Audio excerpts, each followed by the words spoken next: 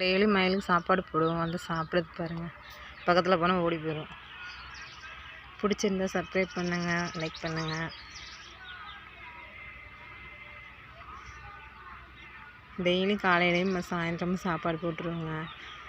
வேறு அரிசியோ எதுவும் சாப்பிட்றதில்ல.